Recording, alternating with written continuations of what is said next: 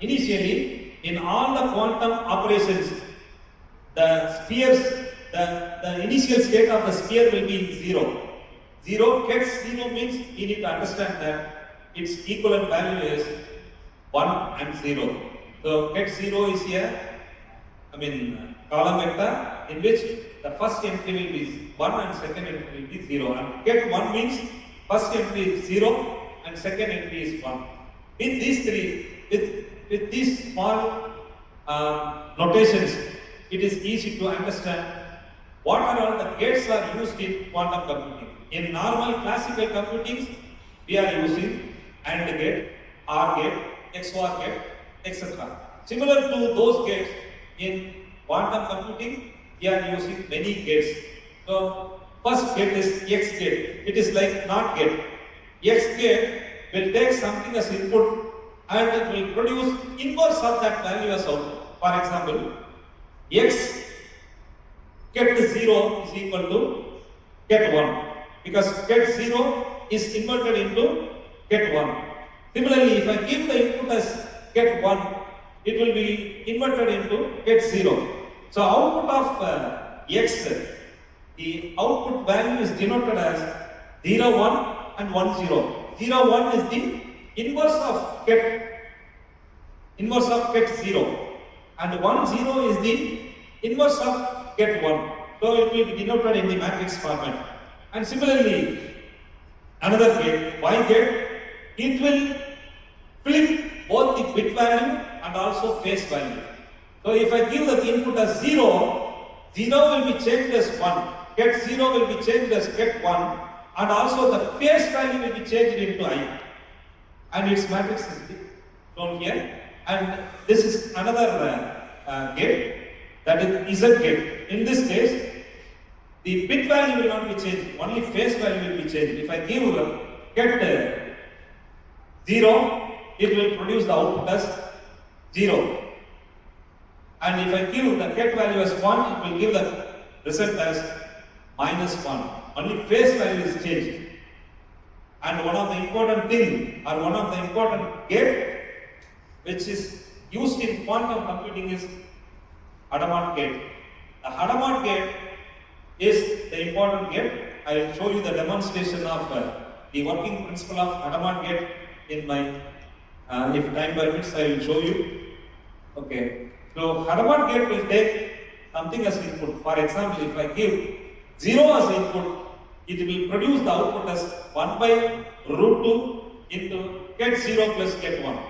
Hadamard gate of 1 will give the output as 1 by root 2 into get 0 minus get 1, where 1 by root 2 is defined here for normalization.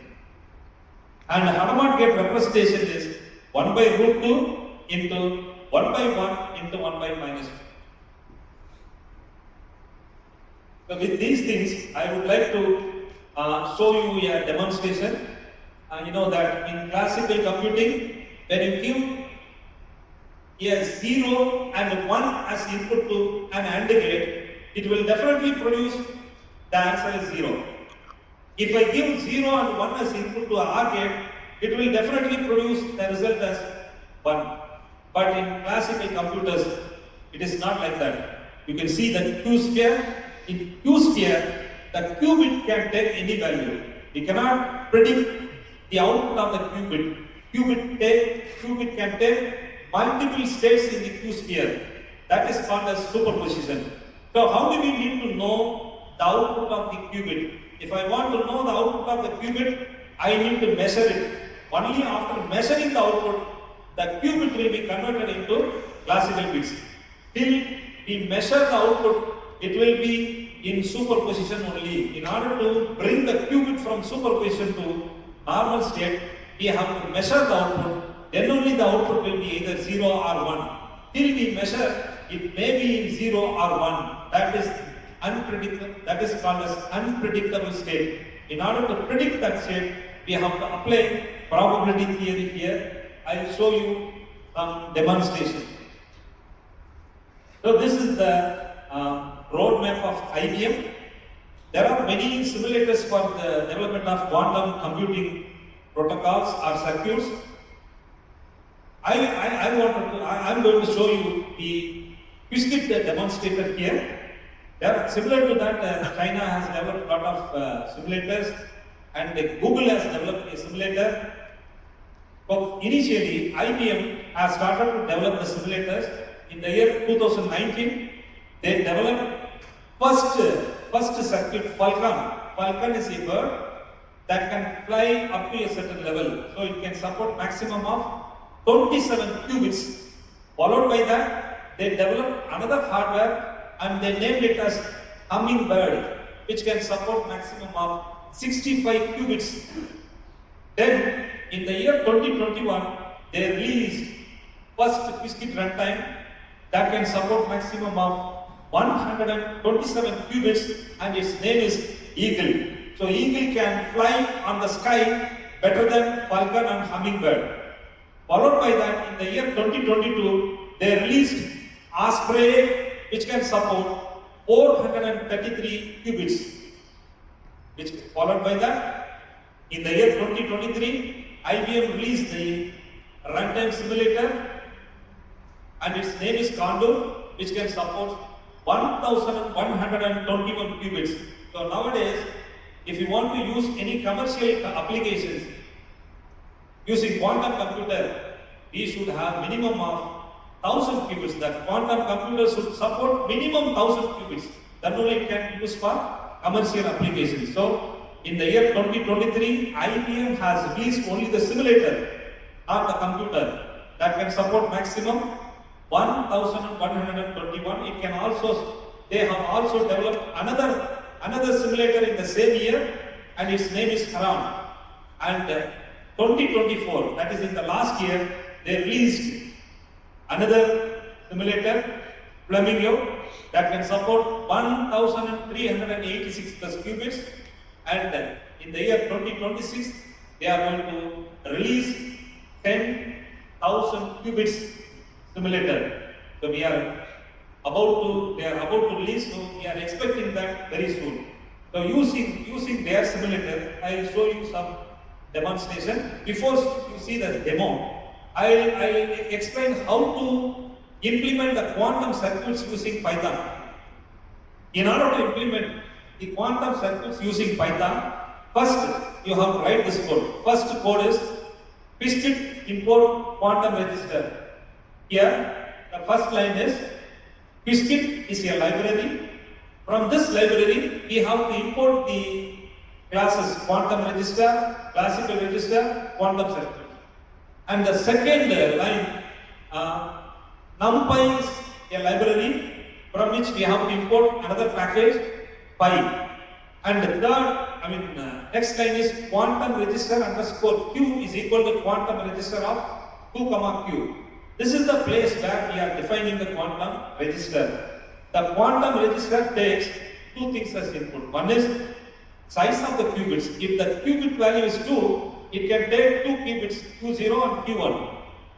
If size of qubit is 4, it may take 4 qubit value, Q0, Q1, Q2, Q3. If the qubit value is 4, then our input, if the input is 4 bits, then the output may be 2 power 4 possibilities.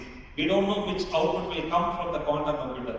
It may be 000 or 0001 or 1101. It may be anything. So,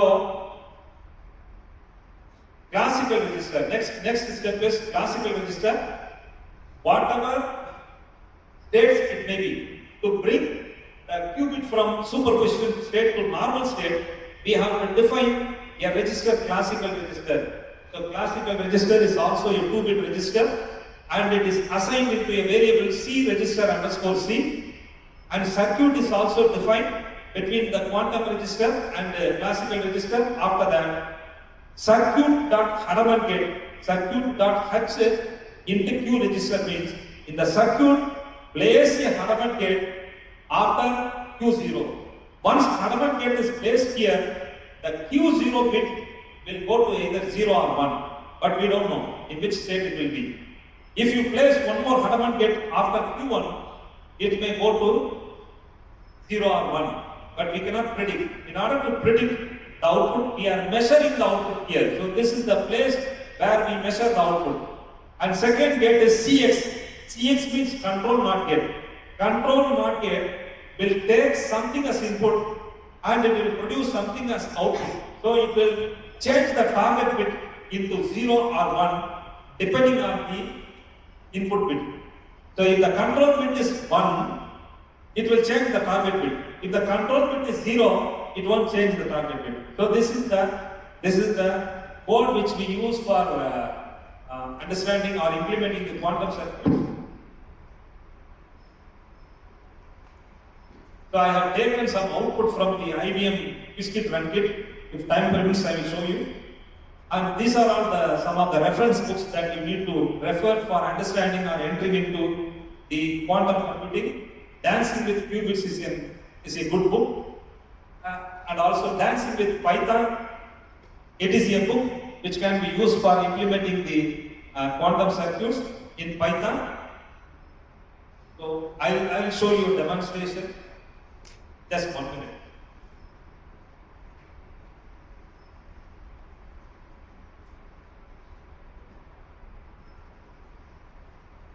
So this is the IBM simulator.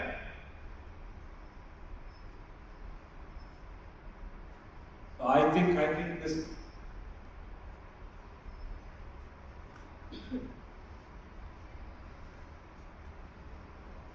In this simulator, so here it shows the code. So Biscuit is the code. It is in Python language. Initially, the circuit is empty. If I place, you can add qubits here. So initially you have 3 qubits. If you want, you can delete. So I will take only 2 qubits. So one is Q0, another one is Q1. And you have 2 classical registers. I am going to place the first gate, Hanuman gate here. After placing Hanuman gate, you can see the output here. So output is measured in the form of probability, and also it is measured in the form of Q sphere. So once I place Hanuman gate, you can see how Q sphere changes here. Its output will be changed into either 0, 0 or 0, 1. See? So Q sphere is changed into 0, 0 or 0, 1. Similarly here also, the probability shows that it is changed into 0, 0 or 0, 1. So this probability value is computed. It is computed after making many trials. So for getting 0, 0, the probability is 50%, and for getting 0, 1, the probability is 50%. But we don't know what is that output. It is in Q square state. If you want to measure the output correctly, you have to use the measure operation. Once you use measure operation here, it will, I will place it later. If you place measure gate here, the Q sphere state will be changed from either 0, 0, it will be moved into either 0, 0 or 0, 1, which means that the superposition state will be changed into normal state. So I am going to place a measure state here. You can place all the states here, and the link is above. When you are getting free time, you just see here. Now Q space is changed into 0, 0. Probability value is also fixed, and you see here how many shots I have taken. 1024 shots. The IBM simulator is running 1024 shots here.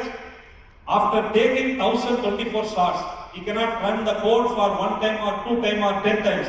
We need to run the code for 1000 times or 2000 times. Minimum 1000 times. Maximum we can run the program for 10,000 times for getting the correct output.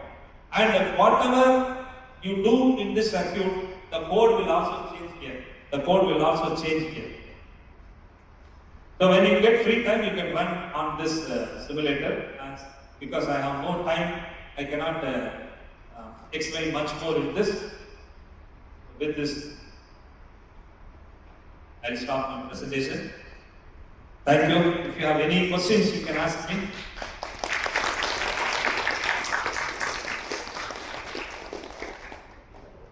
Q&A. there are